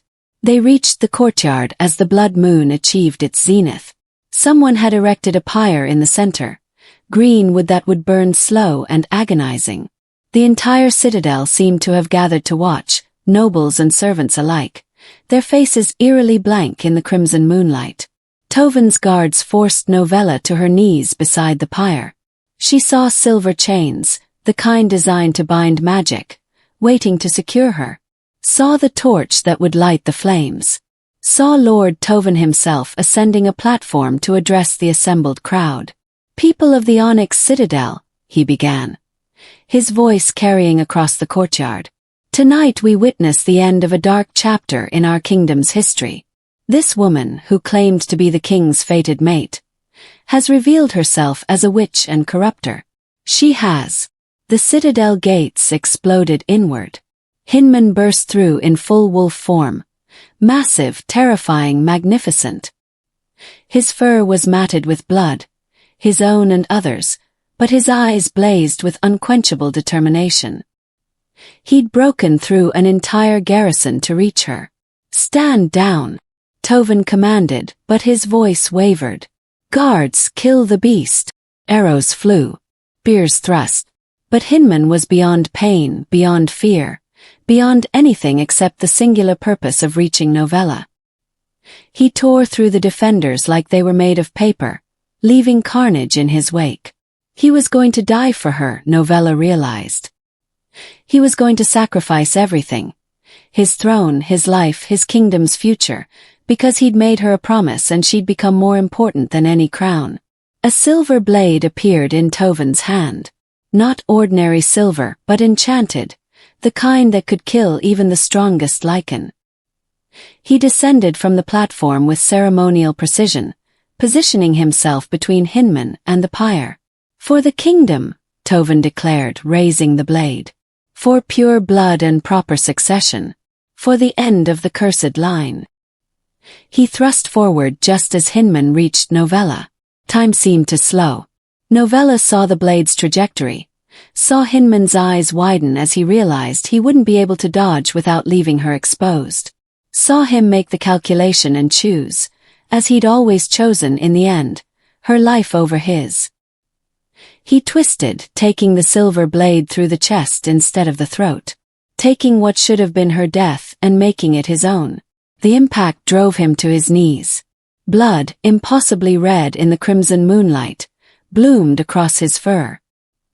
His transformation wavered, caught between forms as his body tried desperately to heal a wound that wouldn't close. "Hinman!" Novella screamed, breaking free from her captors in the moment of their shock. She reached him as he collapsed, her hands coming away red when she tried to stanch the bleeding. Above them the blood moon pulsed once, twice, 3 times. And then, impossibly, it began to deepen, shifting from crimson to a darker, richer red, like blood given freely instead of taken by force. The moon seal on Novella's skin flared so brightly that everyone in the courtyard had to shield their eyes. She felt the magic surge through her, through Hinman's dying body, through the very stones of the citadel itself. Felt it reach back through 7 generations of broken oaths and bitter curses, searching for something that had been lost since the first king's time. Felt it find, at last, a willing heart meeting another willing heart in the crucible of sacrifice. "No," she whispered, cradling Hinman's bloodied head in her lap. "No, you don't get to die for me. You don't get to." His hand, still half-clawed, reached up to touch her face. "Worth it," he rasped, his voice barely human. "Keeping my promise. Worth everything." The moon turned the color of old wine, dark and rich and full of promise. And in the courtyard of the Onyx Citadel, surrounded by enemies and witnesses, as the moon seal magic pulsed in time with 2 heartbeats struggling to become one, Novella finally understood what the prophecy had actually meant. Not that she was fated to bear his heir, but that they were fated to choose each other, freely and completely, in defiance of every force that tried to bind them. The only question now was whether that understanding had come too late. Novella's scream shattered the unnatural silence of the courtyard. It wasn't the sound of grief alone, though grief threaded through every note. It was rage and refusal and something far more ancient, the howl of a healer watching life slip through her fingers, the cry of a woman who had lost too much already and could not lose this too. The moon seal responded to her anguish like a living thing. The glyphs blazing across her skin suddenly pulled inward, concentrating around her heart in patterns that hurt to look at directly. Then they exploded outward again, but this time they didn't stop at her body. Silver light poured from her hands where they pressed against Hinman's wound, painting the courtyard stones in symbols that predated written language. Ancient words. Ancient power. The same magic that Mira of Moonwater had wielded when she cursed the kings who had broken her. But Novella wasn't cursing. She was healing. "No," she said, and the word carried weight that bent the air around her. "You don't get to take him. Not prophecy, not fate, not death itself. Choose him. Do you hear me? I choose him, and you have to honor that choice." The blood moon pulsed overhead, and Novella felt something vast and terrible turn its attention to the courtyard. The accumulated magic of 7 generations, the bound intention of countless wronged women, the very curse itself. All of it focused on this moment. On her words. On her choice. "Freedom, not fear," Novella whispered, the phrase rising unbidden from some deep well of ancestral memory. Her grandmother's grandmother had spoken those words. Mira of Moonwater had screamed them as she died. Every healer who had sealed her womb rather than submit had carried them like a prayer. And now Novella spoke them as a vow. "Freedom, not fear," she repeated louder. The symbols spreading across the courtyard began to glow brighter, responding to the incantation. "What was taken by force I return by choice. What was broken by violence I mend with willing hands. What was cursed through violation I bless through." Her voice caught on the word, on the enormity of what she was about to declare before gods and witnesses and the magic that bound them all. "Through love," she finished, the admission like a key turning in a lock that had been sealed for lifetimes. Light erupted from the courtyard. It wasn't the harsh glare of the moonseal's defensive magic or the crimson glow of the blood moon. This was something new. Silver and gold intertwined, bright as dawn, warm as summer. It poured from Novella's hands into Hinman's wound, and where it touched, flesh began to knit. The silver blade had carved deep, severing muscle and scraping bone. A mortal wound even for a Lycan. But as Novella's magic flooded through him, the impossible began to happen. Muscle reconnected. Bone mended. Skin sealed over injury as if the blade had never touched him. All around the courtyard, Lycans fell to their knees. Not in submission exactly, but in recognition. Every wolf-blooded person present felt the shift in the fundamental magic that governed their existence. Felt the curse that had plagued the royal line for 7 generations crack and splinter and finally shatter. "Impossible," Tovin breathed, still holding the blood-slicked silver blade. "The witch can't, she's human. Human magic isn't strong enough to." "It's not human magic," High Priestess Valina said, and for the first time since Novella had met her, the old woman's voice held something like awe. "It's the moon seal. The magic we bound her with. She's turned it inside out, made it into something else entirely. She's made it into a key," another voice said. Sarah stood at the edge of the crowd, no longer mute. The magic flooding the courtyard had apparently healed more than just Hinman's wound. Her voice, unused for so many years, came out rough but clear. The curse was a lock. The moon seal was meant to be a door. But both required the same thing to open, a willing heart choosing freely. Novella barely heard them. All her focus was on Hinman, on the rise and fall of his chest as breath returned to lungs that had begun to still, on the flutter of his pulse beneath her fingertips, on the slow return of color to his face. His eyes opened, amber bright, fully aware, and locked on hers. "You chose me," he said wonderingly. "In front of everyone. Knowing what it would cost. You took a blade meant for me," Novella countered, tears streaming down her face. "What else was I supposed to do? Let me die honorably." But his smile was soft, undermining the words. "Let the curse end with me and spare yourself the burden of." She kissed him.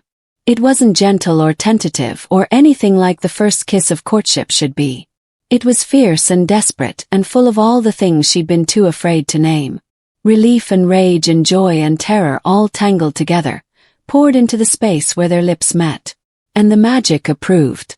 The moon seal flared one final time, so bright that it turned night to day. Then, with a sound like crystal singing, it shattered. Not violently, but beautifully, fracturing into 1,000 points of light that drifted upward like fireflies, like wishes, like prayers finally answered. When the light faded, the silver glyphs on Novella's skin were gone. The seal that had protected her womb, that had kept her barren and safe and separate, had dissolved. But something remained. Between Novella and Hinman, where their bodies touched, where magic and choice and love had forged something new, there hovered a sphere of light. Roughly the size of a fist, it pulsed with gentle radiance, neither purely silver nor gold but some perfect marriage of both. The sole heir, Valina whispered, dropping to both knees now. The prophecy spoke true after all. Not conceived in flesh but in spirit. Born not of bodies but of willing hearts joined freely. Novella stared at the sphere of light. She could feel it connected to her, to Hinman, to the very fabric of the magic that had brought them together. It wasn't a child, not yet. But it was potential. Promise.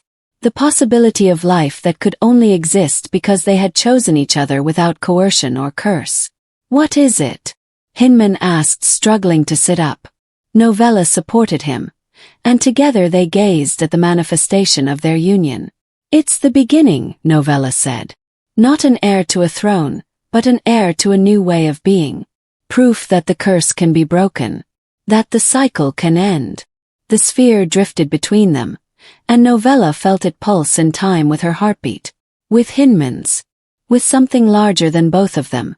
The accumulated heartbeats of all the women who had chosen freedom over fear, who had sealed themselves rather than submit. It's forgiveness, she realized aloud. For your ancestors' sins.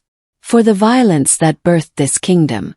The magic is saying that when choice is honored, when hearts freely join, even the deepest wounds can heal. Hinman reached out slowly, and the sphere of light settled into his cupped palms like it belonged there. His face transformed, grief and wonder and humility all warring for dominance. I don't deserve this, he said hoarsely. Don't deserve you or second chances or... None of us deserve anything, Novella interrupted gently. But we can choose to be worthy of what we're given. You can choose to be the king your ancestor tried to be. The one who honored willing hearts instead of breaking them. The sphere pulsed brighter, affirming her words. Tovan chose that moment to recover from his shock. This is madness, he declared, raising his bloodied blade once more. Dark sorcery. The witch has corrupted our sacred magic, twisted it to serve her unholy purposes. She must be. He never finished the sentence. Hinman moved with speed that belied his recent near-death experience. One moment he was cradling the sphere of light, the next he stood before Tovan with transformation rippling across his shoulders. Not the uncontrolled beast rage from earlier, but something far more dangerous. Precise, controlled, utterly lethal. You will not threaten her again, Hinman said. His voice dropping to a growl that raised the hair on every neck in the courtyard. Not with words. Not with blades. Not with politics or prophecy or any other weapon you might devise. She is my chosen mate, willingly claimed and freely accepting.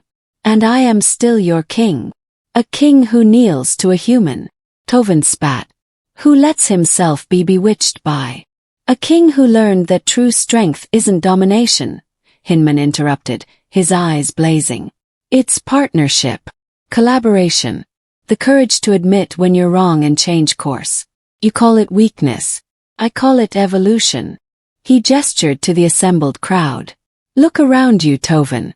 Every Lycan in this courtyard felt the curse break. Felt the magic shift. They know what just happened here. That 7 generations of suffering ended because one woman chose freely instead of submitting to force. Do you really think they'll follow you back to the old ways after witnessing that? Murmurs of agreement rippled through the crowd. Even Tovan's own guards were lowering their weapons, their faces uncertain. The Moon Council, Tovan tried. Will adapt or be replaced, Valina said, rising to her feet. The High Priestess looked older suddenly, worn by the weight of truths she'd tried to ignore. I have served the sacred traditions for 40 years, Lord Tovan. And in all that time I never witnessed magic like what occurred here tonight. The gods have spoken through fire and blood and willing sacrifice. Who am I to argue with their judgment? She turned to Hinman and Novella, bowing deeply. Forgive me, your majesties. I allowed tradition to blind me to truth. I used the prophecy as a weapon when it was meant to be a gift. I bind you when I should have asked for your consent. You believed you were protecting your people, Novella said, finding compassion even through her exhaustion. I understand that. But moving forward, the old ways must change. They will, Hinman promised, his voice carrying across the courtyard with the weight of royal decree. Let it be known from this day forth, no bond shall be forced, not mate, not kin, not kingdom. All unions must be entered willingly, or they are void. All oaths must be spoken freely, or they have no power. And any who violate this law will answer to both crown and magic. The sphere of light in his hands pulsed an affirmation, its glow spreading to touch the nearest Lycans. Where the light brushed them, Novella saw understanding dawn, felt them recognize that this wasn't just about royal succession, but about fundamental change in how power flowed through their society. What of me? Tovin asked, his bravado finally cracking. Will you execute me for treason? Make an example before your reformed kingdom.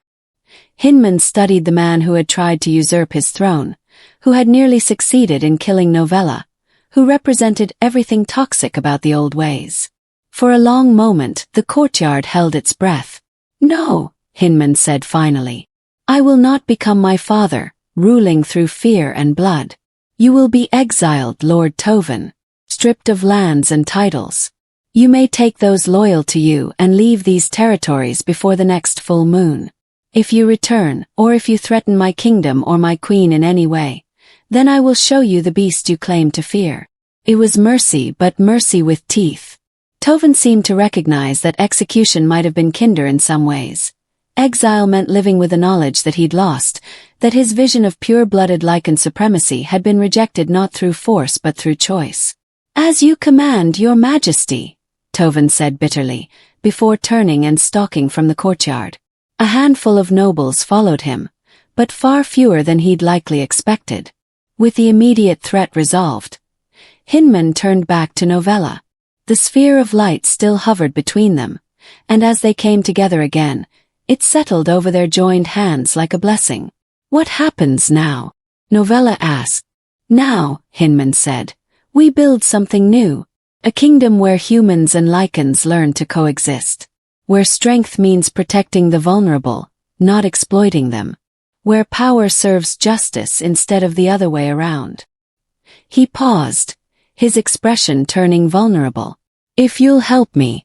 I have no idea how to actually do any of that. Novella laughed, the sound bright with exhaustion and relief and incredulous joy.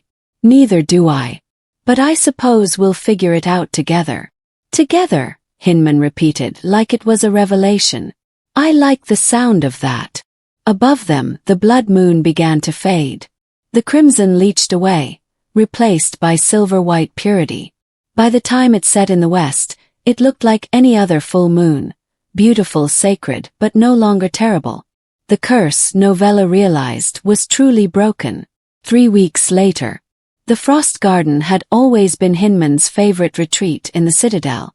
Even in high summer, frost clung to the stone benches here, defying natural law through some residual magic from the citadel's founding. Novella had avoided it at first. Too many memories of being dragged through these paths in chains, of standing before the king who would become her captor, her ally, her chosen mate. But Hinman had asked her to walk with him this morning, and she found she could deny him very little anymore. You're smiling, she observed, catching his expression as they passed beneath an arch of ice-rimed roses. I am, he confirmed.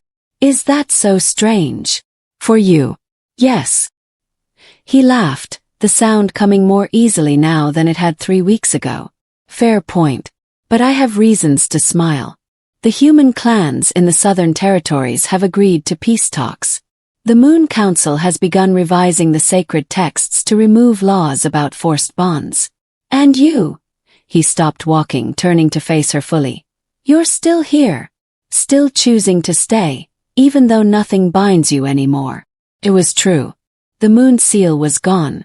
The prophecy fulfilled. Novella could leave whenever she wished, return to what remained of her village, or strike out for new territories entirely. Hinman had made that clear repeatedly, almost compulsively, as if he needed to prove she was free. Where else would I go? Novella asked simply. This is home now. Strange as that seems. They continued walking, their shoulders brushing in comfortable proximity. Novella noticed that Hinman's limp, a lingering effect of his wounds from the coup attempt, was finally fading. Her healing magic had closed the injuries, but some scars ran deeper than flesh, like the one visible at his collar now, where the silver blade had pierced. She'd healed it as well as she could, but silver wounds on Lycans never vanished completely. The scar tissue had taken on an odd quality, faintly luminescent, as if her magic had stitched itself into his flesh permanently. "Does it hurt?" she asked, touching the scar gently. "No." Hinman caught her hand, holding it against the mark. "It feels like you. Like a reminder that I'm not the same person I was before the blood moon. That I don't have to be." "Good." They found a bench beneath a willow tree whose branches were threaded with icicles. Sitting together, Novella marveled at how much had changed in such a short time. Sarah had become her constant companion, making up for years of enforced silence with endless chatter and observations. The Citadel staff treated Novella with a mixture of respect and cautious warmth, no longer sure if she was prisoner, queen, or something else entirely. The answer, Novella supposed, was all of the above and none of them. She was simply Novella, choosing to build something new alongside a man who was learning to choose differently than his ancestors. "I've been thinking," Hinman said, breaking the comfortable silence, "about what you said. About power being mercy with teeth." "That was a good line," Novella agreed. "Very dramatic." It was also true. He stared out at the frost garden, at the place where blood had soaked into stone during the coup. Someone had tried to scrub the stains away, but they remained, a reminder of violence, but also of sacrifice. "I used to think power was obedience. That if everyone feared me enough, respected my strength enough, the kingdom would hold together through sheer force of will. And now I think power is much stranger and harder than that." He turned to look at her, his amber eyes serious. "It's knowing when to fight and when to yield, when to command and when to listen, when to demand and when to ask. It's holding tremendous capacity for violence while choosing not to use it. It's mercy with teeth," Novella finished. "Exactly." A new moon was rising in the east, barely visible in the morning light, but Novella could feel it. The first new moon since the curse broke. She'd been tracking the lunar cycles carefully, aware that her body was no longer sealed, no longer protected, aware that the soul air still pulsed between them, waiting for the right moment to manifest as flesh. She wasn't afraid, she realized. Wasn't even particularly anxious. Because whatever came next, whether pregnancy or continued waiting, whether easy harmony or difficult compromises, they would face it together, with willing hearts that had earned each other through trial and truth. "The human clans are sending a representative next week," Hinman said, shifting to practical matters. "A healer, actually. From one of the western villages. I thought you might like to meet her, perhaps work together on establishing some kind of exchange program. Share medical knowledge between our peoples." "I'd like that very much," Novella said, warmth blooming in her chest at the gesture. Hinman was learning, slowly but genuinely, to see humans not as lesser beings to be conquered but as equals to be partnered with. "Good. Because I have no idea how to actually bridge centuries of bad blood and worse history. I was hoping you might have ideas." "Some," Novella admitted. "Though mostly they involve a lot of listening and humility and admitting when we're wrong. Not exactly traditional royal behavior." "Then it's fortunate I'm trying to be less traditional." They sat in companionable silence as the sun climbed higher, burning off the frost that gave the garden its name. Novella thought about the long road still ahead, the resistance they'd face from traditionalists, the careful negotiations required to reshape a kingdom, the countless small battles they'd have to win to make real change possible. But she also thought about the soul air, pulsing with quiet promise. About Sarah's reclaimed voice and Valina's reluctant evolution. About every small victory that proved transformation was possible. "I saw Tovin's caravan leave yesterday," Novella said, heading east toward the border territories. "Good riddance," Hinman muttered. "Though part of me wonders if exile was too lenient." If I should have made a harsher example. And the other part. The other part remembers that mercy isn't weakness. That breaking cycles sometimes means choosing restraint even when vengeance feels justified. He sighed. It's harder than I expected, being the king I want to be instead of the one I was raised to be. Most worthwhile things are, Novella said gently. They stood together as the new moon became visible against the brightening sky, a sliver of silver promise, herald of new beginnings. Without discussion, they both bowed toward it, offering respect to the magic that had brought them together and the choice that had freed them both. Novella, Hinman said as they straightened. I want to ask you something, and I need you to know that you can say no. That I'll honor whatever answer you give. Her heart began to race. What is it? Will you marry me? The words came out rushed, nervous. Not because of prophecy or politics or securing an heir. Not because the Moon Council demands it or the kingdom expects it. But because I love you. Because you challenge me and change me and make me want to be better than I am. Because I choose you and I want you to choose me. And I want the world to witness that our union is built on willing hearts, not ancient curses. Novella felt tears prick her eyes. It wasn't the most eloquent proposal. Hinman had stumbled over some of the words, and his nervousness was almost endearing in its transparency. But it was honest. It was real. It was everything a proposal should be when stripped of coercion and expectation. Yes, she said, the word falling from her lips like light. Yes, I'll marry you. Not because I have to, but because I want to. Because you're infuriating and impossible and somehow exactly what I need. Because you killed for me and nearly died for me and learned to live for me. Because. He kissed her then, cutting off her words with lips that tasted like frost and promise. The soul air pulsed between them, bright and warm, approving of their choice. When they broke apart, both breathless, Novella saw that the new moon had climbed higher. Its silver light seemed to bless them, seemed to whisper the same words that had echoed through the storm weeks ago. Only a willing heart may bear the wolf's true air.